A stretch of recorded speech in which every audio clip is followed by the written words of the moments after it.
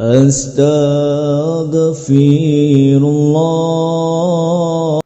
Bihamdillahi wassalatu wassalamu ala rasulillah wa ala alihi wa sahbihi wa mawalah wa la hawla wa la quwata illa billahi wa ba'du. Ma'asyiral muslimin wal muslimat rahimani wa rahimakumullah. Alhamdulillah, segala puja dan puji tentunya hanya milik Allah Subhanahu wa taala.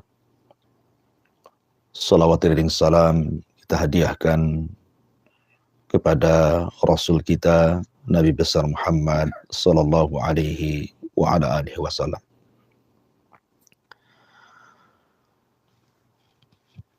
Pada pagi hari ini insyaallah kita akan lanjutkan kajian kita, masih membahas tafsir daripada surah-surah pendek dalam juz amma. Dan kita masuk pada surah Al-Qadar. Secara tartib Al-Quran, surat ini terdapat pada tartib surat ke-97 dengan jumlah ayat 5, jumlah kalimat 30, dan jumlah huruf 114, dan termasuk surah Makkiyah. Artinya turun sebelum hijrah Nabi sallallahu alaihi wa ala alihi wasallam. Adapun penamaan surah ini dengan surah Al-Qadar, karena memang di permulaan ayat Allah Subhanahu wa taala menyebutkan kalimat Al-Qadar. Inna anzalnahu fi lailatul qadr. Ma'asyiral muslimin yang dimuliakan Allah Subhanahu wa taala. Surat ini secara global menjelaskan kepada kita tentang keagungan Al-Qur'anul Karim. Bagaimana Al-Qur'an diturunkan? Kapan Al-Qur'an diturunkan? Kepada siapa Al-Qur'an diturunkan? Di tempat mana Al-Qur'an diturunkan? Dan bagaimana kondisi para malaikat ketika Al-Qur'an diturunkan? Dan bagaimana keagungan Al-Qur'an bagi manusia itu sendiri? Itulah pertanyaan-pertanyaan yang akan dijawab di dalam surah Al-Qadar ini. Ma'asyiral muslimin, para pemirsa dan para pendengar dimanapun Anda berada, Allah Subhanahu wa ta'ala berfirman, Inna anzalnahu fi lailatul qadr. Sesungguhnya kami turunkan Al-Quran di malam Lailatul Qadar. Ma'asyiral muslimin yang dimuliakan Allah Subhanahu wa ta'ala. Kita tahu bahwa setiap para nabi diberikan oleh Allah Subhanahu wa ta'ala mukjizat. Baik berupa benda-benda, berupa ucapan-ucapan, termasuk juga berupa kitab yang Allah Subhanahu wa ta'ala turunkan dari langit ke bumi untuk menjadi bekal dakwah para nabi dan rasul. Kita kenal dengan suhuf yang diturunkan kepada Nabi Syith, Idris, Ibrahim, dan juga Musa selain Taurat. Kemudian Taurat diturunkan kepada Musa, Zabur kepada Daud, kemudian Injil kepada Isa, dan yang terakhir tentunya mukjizat yang tidak pernah hilang di telan zaman, walaupun dengan meninggalnya Nabi kita Muhammad SAW, adalah Al-Quran Al-Karim, kitab suci yang merupakan mukjizat terbesar dari seluruh mukjizat yang Allah Subhanahu wa ta'ala turunkan kepada para nabi dan juga rasul. Ma'asyiral muslimin yang dimuliakan Allah Subhanahu wa ta'ala. Di sini Allah Subhanahu wa taala mengatakan inna anzalnahu fi lailatul qadar. Sesungguhnya kami turunkan Al-Quran di malam Lailatul Qadar. Terjadi silang pendapat di antara para ulama. Apa yang dimaksud dengan kami turunkan Al-Quran di malam Lailatul Qadar itu? Kesimpulannya ada 3 pendapat ulama. Pertama, maksudnya Al-Quran itu turun secara jumlah 30 juz dari Lauhil Mahfud ke Baitul Uzza dan tidak turun ke bumi secara langsung. Kemudian pendapat yang kedua, bahwa Al-Quran itu turun permulaannya itu di malam Lailatul Qadar, dan itu turun hanya 5 ayat pertama dalam surah Al-Alaq. Makanya kenapa kemudian surah Al-Qadar ini jatuh setelah surah Al-Alaq. Seolah-olah ketika Allah Subhanahu wa taala menjelaskan suratul Alaq, Iqra bismi rabbikal ladzi khalaq khalaqal insana min 'alaq iqra wa rabbukal akram alladzi 'allama bil qalam 'allamal insana ma lam ya'lam. Kapan turunnya? Inna anzalnahu fi lailatul qadar. Jadi 5 ayat dalam suratul Alaq inilah pertama kali turun kepada Rasul, dan itu di malam Lailatul Qadar.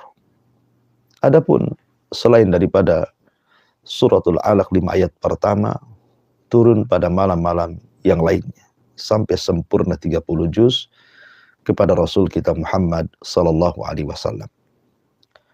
Kemudian pendapat yang ketiga, bahwa yang dimaksud inna anzalnahu fi lailatul qadar di sini artinya menjelaskan tentang keutamaan malam Lailatul Qadar. Bahwa Al-Quran itu sengaja diturunkan di malam Lailatul Qadar karena keistimewaannya. Makanya Al-Quran tidak pernah menyebut malam dengan berbagai macam keutamaan dan kemuliaannya kecuali malam Lailatul Qadar. Dari sini menunjukkan ada keistimewaan malam Lailatul Qadar. Karena Al-Quran diturunkan di situ. Ya, karena setiap Al-Quran turun akan mengangkat apapun yang turun padanya. Ketika Al-Quran turun lewat malaikat Jibril, maka Jibril menjadi sayyidul malaikah, pemimpinnya para malaikat.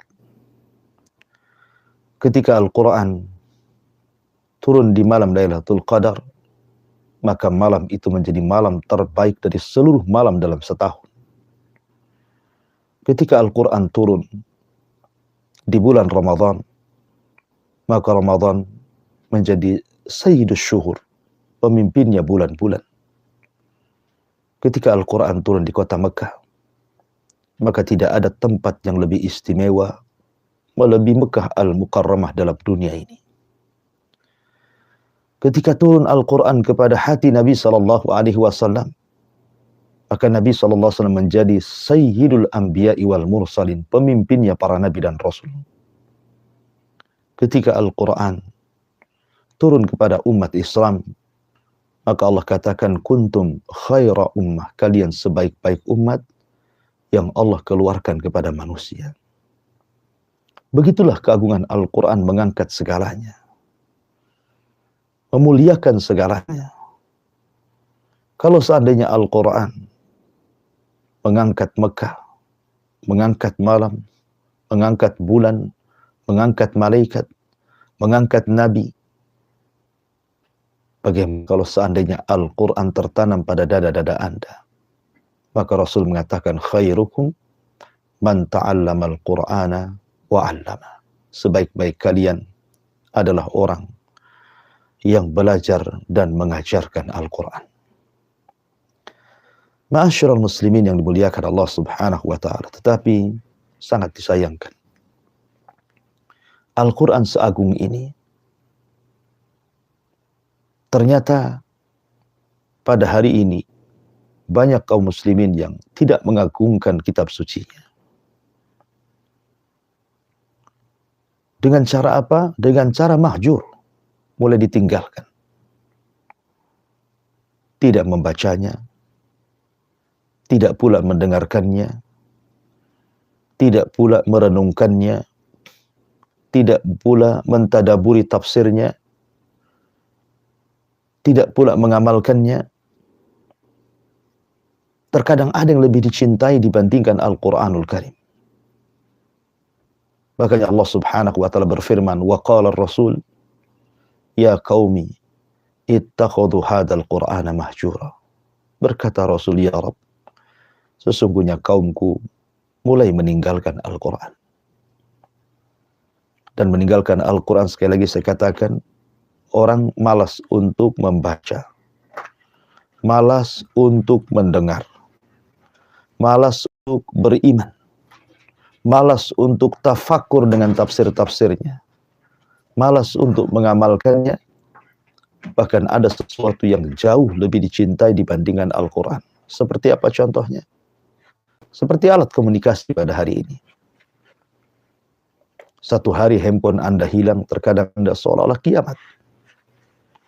Satu hari Anda tidak membaca WA, status-status Facebook, Instagram, atau yang semacamnya, seolah-olah kehidupan Anda sia-sia. Tapi ketika Anda meninggalkan Al-Quran, biasa-biasa saja. Padahal lihat bagaimana keagungan Al-Quran. Allah katakan, inna anzalnahu fi lailatul qadar. Ma'asyiral muslimin yang dimuliakan Allah Subhanahu wa taala. Kemudian Allah mengatakan, wa ma adraka ma lailatul qadar. Tahukah Anda apa malam Lailatul Qadar ini? Ma'asyiral muslimin yang dimuliakan Allah Subhanahu wa taala. Kalimat Lailatul Qadar itu terdiri daripada dua kalimat. Pertama Lailah, yang kedua Al-Qadar. Lailah ma'ruf. Lailah artinya malam. Tetapi Al-Qadar ini menjadi khilaf para ulama. Apa yang dimaksud dengan kalimat Al-Qadar di sini? Ada yang mengatakan bahwa Al-Qadar ini memiliki beberapa tafsiran para ulama. Pertama, arti Al-Qadar adalah at-tadiq. Jadi malam itu disebut malam sempit. Sebagaimana Allah mengatakan, faman qudira alaihi rizqu falyunfik. Barang siapa yang disempitkan rizkinya, infakkan hartanya. Di sini ada kata-kata qudir, artinya diambil dari qadar. Lalu kenapa kemudian malam itu disebut malam sempit? Ya, karena ayat setelahnya menjelaskan tanazzalul malaikatu warruhu fiha. Karena di malam itu seluruh para malaikat turun. Saking banyaknya malaikat di permukaan bumi itu sehingga menyempitkan bumi. Sampai-sampai Imam Ibnu Katsir rahimahullahu taala mencantumkan sebuah riwayat dalam Tafsirul Adim Ibnu Katsir bahwa malaikat yang turun ke langit dunia di malam Lailatul Qadar itu adaduhum aktsar min adadil hasaifil ardi. Jumlah mereka jauh lebih banyak dibandingkan jumlah kerikil yang ada di permukaan bumi. Anda bisa bayangkan. Jumlah pasir, jumlah kerikil saja tidak ada yang sanggup menghitungnya. Tapi malaikat di malam itu turun segitu banyaknya sehingga menyempitkan bumi. Artinya bahwa malam itu malam yang penuh dengan rahmat.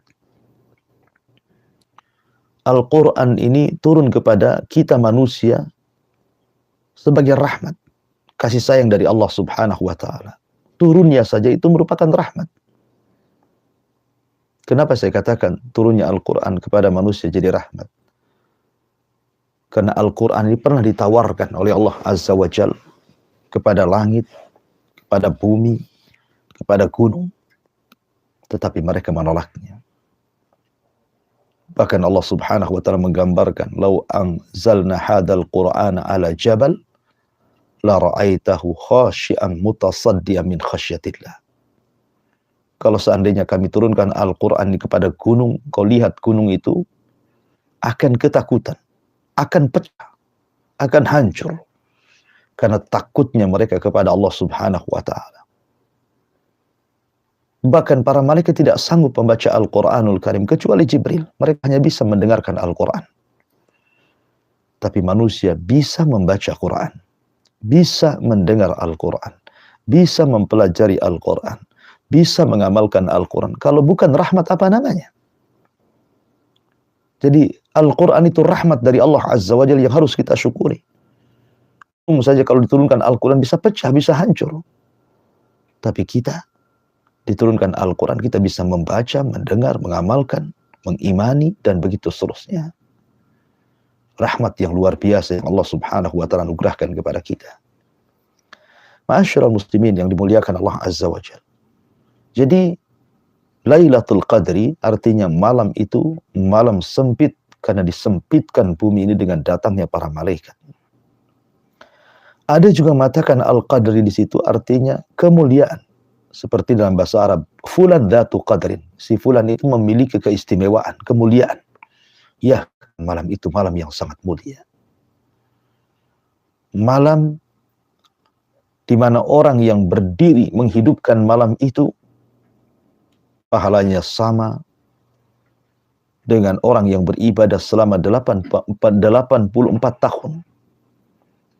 Atau bahasa Quran, khairun min alfi syahrin. Lebih baik dibandingkan 1000 bulan.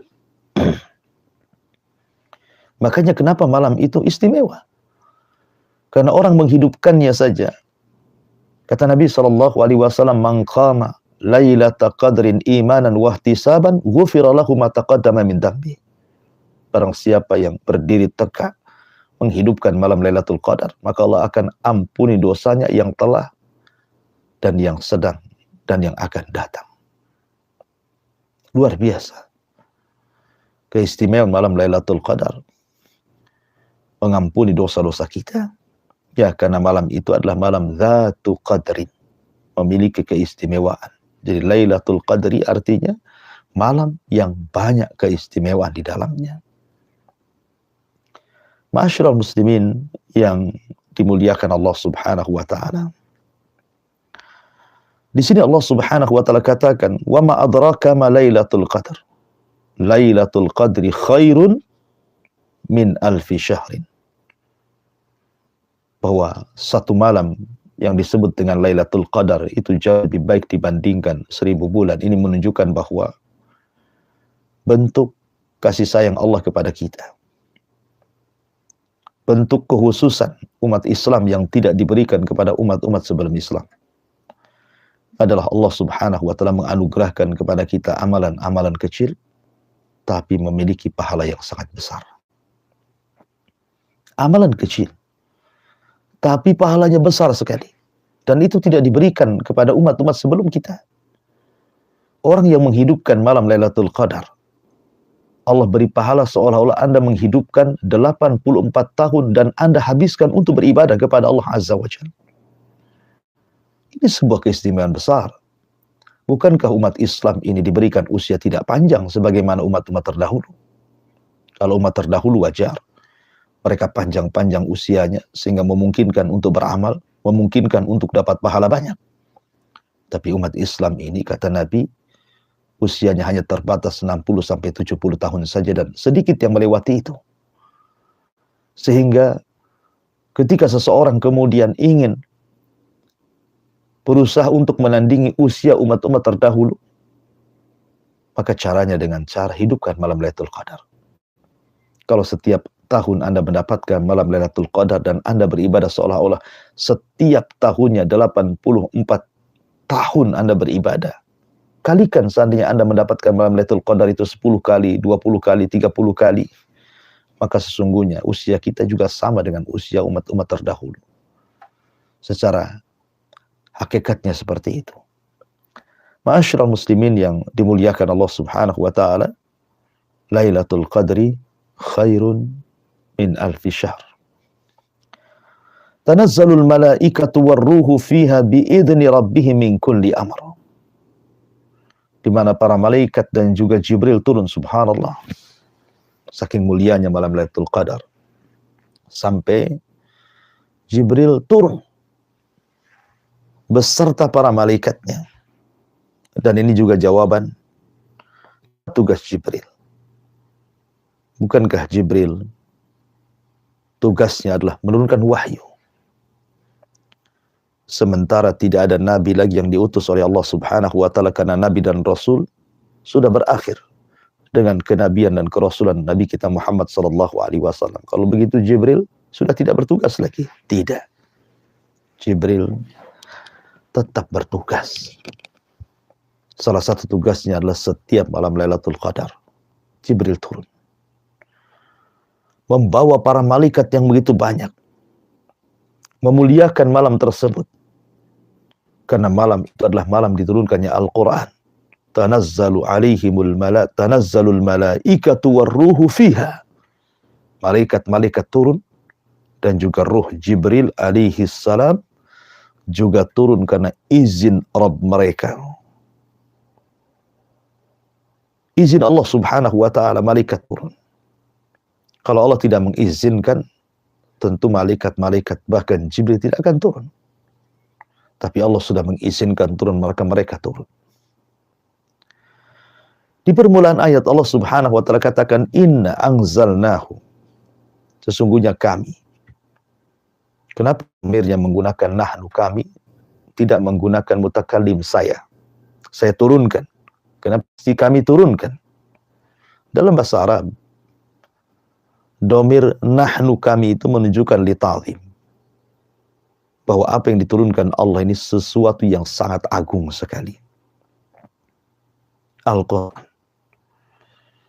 Dan sesuatu yang agung ini mengagungkan yang lainnya. Saya sudah katakan tadi, Al-Quran ini sangat agung sekali. Dan mengagungkan yang lainnya. Mengagungkan Jibril, mengagungkan Rasul, mengagungkan tempat Mekah, mengagungkan hari, mengagungkan malam, mengagungkan bulan, sampai mengagungkan umat yang diturunkan Al-Quran padanya. Karena ketika turunnya Al-Quran, setiap tahunnya malam turunnya Al-Quran itu selalu dirayakan. Dengan banyaknya para malaikat turun di malam itu. Dan malam itu menjadi penentu takdir setahun yang akan datang. Makanya Allah mengatakan, min kulli amrin. Di mana para malaikat itu mengatur urusan. Sebagaimana Allah mengatakan, yufraku fiha min kulli amr. Artinya malam itu Allah Subhanahu wa taala tugaskan kepada para malaikat untuk mengatur takdir. Makanya di antara makna Lailatul Qadar, artinya qadar di sini takdir, menentukan takdir setahun yang akan datang. Makanya kenapa Rasul mengatakan, man haruma khairaha faqad hurim. Barang siapa yang diharamkan mendapatkan kebaikan di malam itu, maka setahun dia tidak akan mendapatkan keberkahan hidup. Ma'asyiral muslimin yang dimuliakan Allah Subhanahu wa taala. Inna anzalnahu fi lailatul qadr. Wa ma adraka ma lailatul qadr. Lailatul qadri khairun min alfi syahrin. Tanazzalul malaikatu ruhu fiha biidzni rabbihim min kulli amr. Salamun hiya. Kalimat salamun hiya ini sebenarnya asalnya hiya salam. Jadi sini ada khabar muqaddam. Asalnya hiya salam, tapi dibaca salamun hiya. Artinya malam itu malam keselamatan. Bagaimana tidak selamat? Setan tidak ada yang bergerak satupun. Setan terbelenggu semuanya. Karena malam itu malam dipenuhi dengan para malaikat di mana-mana. Tidak ada satu tempat kecuali para malaikat ada di situ. Setan terbelenggu, tidak bisa bergerak sesuatu pun. Maka itu malam keselamatan bagi kaum muslimin. Ma'asyiral muslimin yang dimuliakan Allah Azza wa Jalla. Sampai kapan? Iya hatta matla'il fajr. Sampai datang waktu fajar. Ma'asyiral muslimin yang dimuliakan Allah Subhanahu wa taala, secara global, karena tidak mungkin juga waktu yang sangat singkat, makanya saya persingkat tafsirnya. Bahwa dari kesimpulan surah ataupun surah tafsir surah Al-Qadar di sini, kita tahu bahwa Al-Quran pada permulaannya turun di malam Lailatul Qadar. Sehingga malam itu menjadi malam yang sangat istimewa. Kemudian yang kedua turun di Gua Hira. Dan itu wahyu yang pertama kali turun kepada Nabi SAW. Iqra bismi rabbil ladzi khalaqal insana min alaq, iqra wa rabbukal akram alladzi 'allama bil qalam 'allamal insana ma lam ya'lam. 5 ayat pertama surah Al-Alaq turun di malam Lailatul Qadar kepada Nabi SAW yang dihantarkan oleh Jibril alaihi salam, pemimpin para malaikat, dan turun di kota Mekah, sehingga Mekah menjadi mulia karena turunnya Al-Quran. Kemudian Al-Quran ini menjadi sebuah perundang-undangan bagi kaum muslimin. Makanya umat Islam dimuliakan dengan Al-Quran. Kuntum khaira ummatin ukhrijat linnas. Kalian sebaik-baik umat yang dikeluarkan kepada manusia. Sebab Al-Quran dimuliakan. Ya, karena Al-Quran itu mengangkat segalanya. Umar bin Khattab radhiyallahu anhu suatu ketika bertanya kepada gubernur Mekah, gara-gara Mekah ditinggalkan dan menghadap kepada dirinya. Kata Umar, kenapa kau tinggalkan Mekah? Siapa yang mewakili kamu memimpin Mekah? Kenapa kau datang kemari? Maka gubernur Mekah katakan, aku wakilkan kepada Abdurrahman ibn Abza. Umar tidak kenal siapa Abdurrahman bin Abza ini. Sehingga dia mengatakan, siapa Ibnu Abza itu? Maka dia mengatakan, dia dulunya mantan budakku, kemudian ku merdekakan dia. Kemudian Umar mengatakan, apa tidak ada orang merdeka? Kenapa kau jadikan wakilmu mantan budak? Maka gubernur ini mengatakan, ya Umar, Ibnu Abza, Abdurrahman ibn Abza, walaupun dia mantan budak, tapi dia alim bi kitabillah.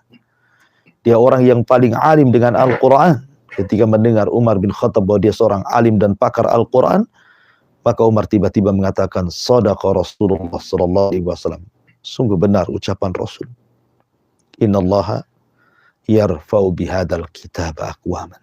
Sesungguhnya Allah mengangkat sebuah kaum dengan Al-Quran. Jadi Quran itu mengangkat segalanya. Maka jangan pernah tinggalkan Anda baca Quran. Karena Quran itu juga datang untuk menenangkan setiap perkara manusia. Abu Hurairah radhiyallahu anhu mengatakan, sebuah rumah yang tidak dibacakan Al-Quran kepadanya, maka dia akan menghadapi 4 bahaya. Innal buyut, sesungguhnya rumah, la tutsla fiha kitabullah, yang tidak dibaca padanya Al-Quran, maka dia akan menghadapi 4 bahaya. Pertama, la tadiku bi ahliha, penghuninya akan disempitkan dadanya, walaupun rumahnya luas. Yang kedua, watakillu bi khairiha, akan disedikitkan keberkahannya. Akan ada masalah dalam rumah itu. Masalah ini selesai, datang masalah yang lain. Masalah ini selesai, datang masalah yang lain. Akan dicabut kebaikannya. Yang ketiga, watahduruha syayatin, setan akan berkumpul di rumah tersebut. Dan yang keempat, watahjuruhal malaikah, malaikat tidak akan datang. Subhanallah. Rumah yang tidak baca Quran, kata Abu Hurairah radhiyallahu an, akan disempitkan penghuninya, akan dicabut kebaikannya, akan dikumpulkan setan di rumahnya, dan akan lari para malaikat-malaikat darinya. Makanya Hasan Al-Basri mengatakan, tafaqqadu halawatan fi thalathin. Carilah kenikmatan hidup itu pada 3 perkara.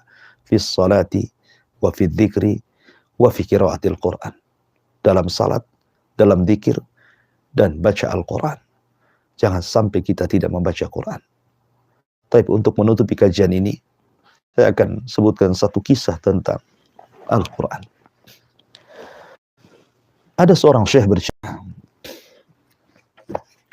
Jadi ada seorang syekh bercerita, ada seorang dai. Dai ini sangat dicintai oleh kaumnya. luar biasa. Karena sudah berjaya mengajari kaum tersebut, orang kampung tersebut cinta dengan syekh tersebut. Akhirnya orang-orang kampung itu pun berjanji setiap malam syekh harus dijamu, diberikan makan. Maka dijadwal setiap satu rumah, setiap malam harus menjamu tamu, memberi makan kepada syekh tersebut karena syekh tersebut sangat dimuliakan. Akhirnya setiap malam pun syekh itu makan di satu persatu rumahnya orang kampung tersebut. Sehingga satu rumah itu akan kegilir selama 6 bulan sekali karena banyaknya orang yang ingin menjamu syekh tersebut. Sampai suatu ketika ada giliran seseorang yang sangat mencintai syekh ini, mencintai ustadz dan dai ini. Dia sediakan makanan yang enak, disediakan minuman yang enak, datanglah syekh kepada rumah tersebut. Setelah malam itu syekh makan dengan lahap, minum dengan enak, kemudian syekh pun berbincang sebentar, kemudian pulang. Masalahnya, tiba-tiba kemudian di rumah itu ada kegaduhan. Ketika suaminya, pemilik rumah ini ngomong sama istrinya, uang yang aku berikan kemarin kau letakkan di mana? Kata istrinya, aku letakkan di meja tempat syekh makan malam itu. Rupanya ketika dicari uang itu hilang. Maka langsung berubah pemilik rumah dan mengatakan, subhanallah, bagaimana syekh bisa mengambil uang tersebut? Padahal dia sudah kami jamu, kami beri makan, kami beri minum, masih juga dia mengambil uang kami. Kalau begitu saya akan beritahu manusia, kalau syekh ini bukan orang baik, tapi dia seorang pencuri. Tapi istrinya mengatakan jangan. Boleh jadi syekh itu punya keperluan sehingga mengambil uang kita. Boleh jadi syekh itu punya keperluan, ada orang miskin yang perlu disumbangkan uangnya. Atau boleh jadi dia punya ini dan itu. Tutupilah aibnya. Karena Rasul mengatakan, barang siapa yang menutup aibnya, maka Allah tutup aibnya pada hari kiamat. Akhirnya kemudian suaminya mengikuti saran istrinya, tidak membeberkan peristiwa itu. Tetapi muamalah dia dengan saya sudah mau berubah. Setiap dia ke masjid ketemu, sudah jaga jarak, tidak mau berbincang karena kejadian itu melukai hatinya. Sampai akhirnya setelah lewat 6 bulan, rupanya kembali ke giliran dia untuk memberi makan kepada syekh tersebut. Sehingga dia mengatakan kepada istrinya, gimana ini? Malam ini giliran kita memberi makan, bukankah kita teringat 6 bulan yang silam? Syekh sudah mengambil uang kami, uang kita. Kata istrinya mengatakan, tidak mengapa. Bukankah syekh adalah tamu? Mudah-mudahan dia memberikan keberkahan kepada kita. Dan jangan kau ungkit lagi kisah 6 bulan yang silam itu. Akhirnya syekh pun datang kemudian makan lagi di rumah tersebut setelah jarak 6 bulan tersebut. Setelah syekh kemudian makan, minum, enak gitu ya. Rupanya pemilik rumah ini, sang suami tidak tahan untuk menceritakan kasus 6 bulan yang silam. Dia mengatakan, syekh, maaf sebelum kau pulang, saya ingin bercerita. Dulu dan yang silam kami mengundang Anda kemari, makan di sini, makan enak, minum enak, begitu seterusnya. Namun ada sesuatu yang ingin saya tanyakan. Ketika engkau makan, istriku meletakkan uang di meja ini dengan uang yang jujurlah, kemana uang itu? Kau ambil atau tidak? Karena tidak ada manusia kecuali dirimu. Maka pantas kami menuduh engkau yang mengambilnya. Tiba-tiba syekh itu menangis. Ketika menangis tiba-tiba kemudian sang suami, pemilik rumah ini mengatakan dan menggertak syekh dan mengatakan, tidak perlu kau menangis dengan tangisan buaya. Kalau engkau memang mengambilnya, ngomong saja kau mengambil. Tapi tiba-tiba syekh ini mengatakan, demi Allah, aku mengambil. Engkau menuduh aku mengambil uang, itu bagiku tidak sakit hati. Kau menuduh diriku pencuri, aku tidak sakit hati. Kau menuduh diriku mengambil hartamu, aku tidak sakit hati. Tetapi yang aku tangisi bukan tuduhanmu kepadaku. Akan tetapi, engkau tidak pernah membaca Al-Quran selama 6 bulan itu. Sebab kalau seandainya engkau membaca Al-Quran, tentu engkau akan mendapatkan uangmu ada di situ. Kemudian syekh menceritakan 6 bulan yang silam. Dan saya minta maaf, saya tidak memberitahu, kata syekh. Waktu aku hendak pulang, rumah depan itu terbuka. Angin masuk, uangmu berterbangan ke sana kemari. Seandainya ada orang yang melihatnya, tentu mereka akan mengambilnya. Maka kupungut uang-uangmu, kubereskan, kemudian kusisipkan dalam mushaf Al-Quran yang ada di lemarimu. dan aku lupa memberitahu. Dari sini aku tidak pernah mengambil uang. Tetapi sekali lagi aku sedih. Engkau tidak pernah membaca Al-Quran selama 6 bulan itu. Sebab kalau engkau membacanya, pasti kau akan dapati uangmu di situ. Dari sini ma'asyiral muslimin, inilah kondisi kita kaum muslimin. Seperti kisah yang ada dalam kisah ini. Kita jarang membaca Al-Quran. Pada Allah mengatakan, Inna anzalnahu fi lailatul qadr. Quran itu punya keagungan bagi pemiliknya. Wallahu a'lam bishawab. Ini yang bisa sampaikan. Saya kembalikan kepada moderator. Falyatafadhal mashkura. Jazakallah Ustaz. Banyak sekali pelajaran berharga yang bisa kita dapatkan dari materi yang telah Ustaz sampaikan di kesempatan pagi ini. Tafsir surat Al-Qadar.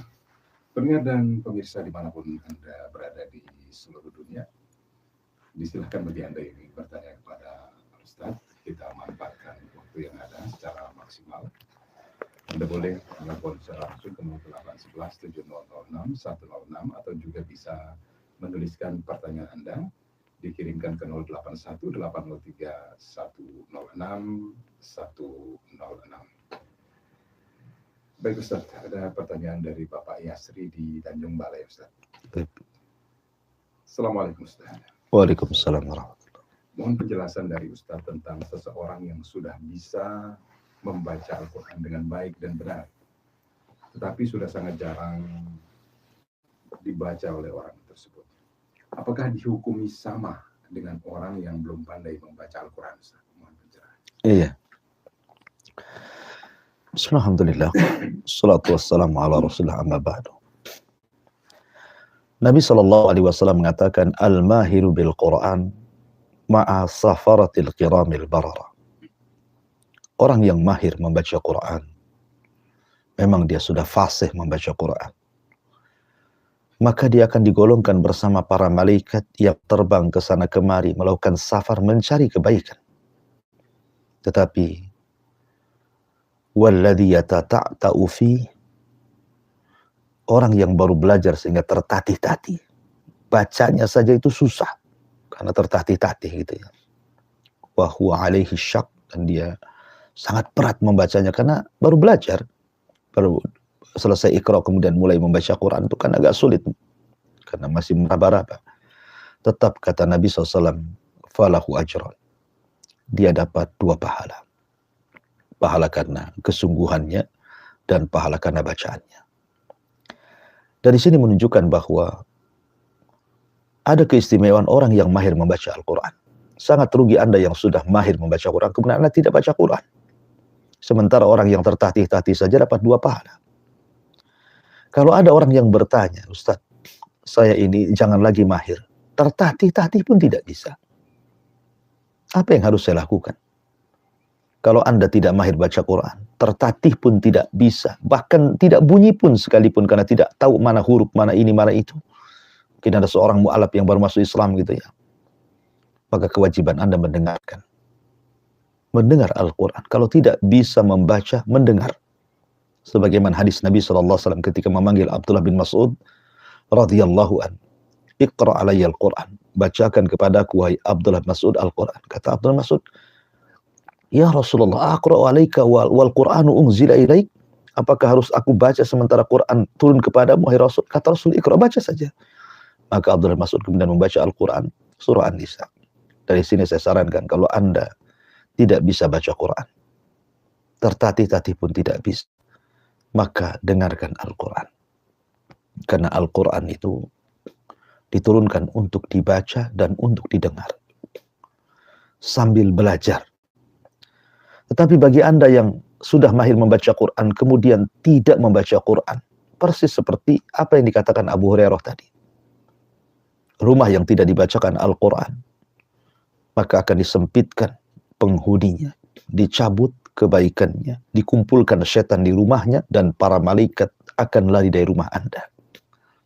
Tapi Quran yang dibaca dalam rumah setiap muslim, pertama, akan dilapangkan rumahnya. Kedua, akan diletakkan kebaikannya. Ketiga, malaikat akan berkumpul di rumah Anda. Dan yang keempat, setan akan lari dari situ. Milih mana? milih Anda sempit rumahnya, kebaikannya dicabut, setan berkumpul, malaikat hilang. Atau milih rumah Anda dilapangkan, kebaikannya diletakkan di situ, kemudian malaikat hadir, setan pun pergi. Ini terpulang kepada keadaan Anda. Ya. Tentu orang yang berakal pasti rumahnya ingin lapang, walaupun mungkin rumahnya sempit, tapi terasa lapang. Kebaikannya banyak, anak-anaknya baik, nurut, tidak pernah bermasalah kepada orang tuanya, suaminya baik, istrinya baik, dan begitu seterusnya gitu ya. Kemudian malaikat di situ banyak, nebar rahmat, setan pun tidak ada, karena enak kehidupan seperti itu. Ya. Oleh karena itulah maka jangan tinggalkan membaca Quran. Rugi orang yang tidak baca Quran itu. Wallahu a'lam. Syukur Ustaz atas penjelasannya. Semoga bermanfaat bagi kita semuanya. Baik Ustaz, ada pertanyaan datang dari Bu Kartini di Singapura. Ustadz, apakah orang seperti kami yang ilmu agama Islam masih sangat kurang akan bisa mendapatkan berkah dan kemuliaan malam Lailatul Qadar? Iya, alhamdulillah. Malam Lailatul Qadar itu adalah malam yang istimewa. Artinya, siapapun yang menghidupkan malam itu tanpa terkecuali, siapapun yang Anda hidupkan dengan tahajud, qiyamul lail, witir, baca Quran, atau aktivitas ibadah yang lainnya, maka Anda mendapatkan keutamaannya. Dan keutamaan orang yang mendapatkan malam Lailatul Qadar itu tergantung kemauan orang tersebut. Ada yang hanya menghidupkan separuh malam, ada yang menghidupkan sepertiga malam, ada yang menghidupkan 2/3 malam, ada yang menghidupkan seluruh malam. Ya tentu pahalanya akan berbeda-beda. Antara orang yang menghidupkan separuh malam, dengan sepertiga malam, dengan 2/3 malam, dengan seluruh malam, tentu akan berbeda. Tapi siapapun yang menghidupkan malam itu, maka dia akan mendapatkan keistimewaan. Siapapun. Dan itu kesempatan sebenarnya, kesempatan sekali bagi Anda yang mungkin selama ini muqassir, suka meremehkan gitu ya, kewajiban-kewajiban Allah, melanggar larangan-larangan Allah Subhanahu wa taala. Maka seorang muslim yang cerdas tentu akan memilih-milih waktu-waktu bagaimana dia meraih pahala sebanyak-banyaknya, meraih keutamaan sebanyak-banyaknya. Dan itu kesempatan bagi Anda. Setahun sekali kita diberikan kesempatan satu malam mendapatkan pahala yang begitu besar sebanding kita beribadah 84 tahun di hadapan Allah Subhanahu wa taala. Ya, kapan lagi? Tapi subhanallah memang sudah jelas keutamaannya pun terkadang kita lihat di bulan Ramadan masih banyak orang-orang yang kemudian tidak tertarik untuk menghidupkan malam Lailatul Qadar. Apa hati kita sudah keras atau tidak? Wallahu alam. Tapi yang jelas bahwa sudah jelas keutamaannya. Baik Quran menjelaskan, hadis pun menjelaskan keutamaan malam Lailatul Qadar. Tapi kenyataannya kita lihat banyak orang-orang yang melalaikan malam itu. Ya, semoga kita diberikan taufik setiap Ramadan kita mendapatkan malam itu. Wallahu a'lam. Barakallahu fiikum wa jazakallahu khairan atas ilmu yang sudah disampaikan di kesempatan yang berbahagia ini. Semoga menjadi ilmu yang bermanfaat bagi kita semua.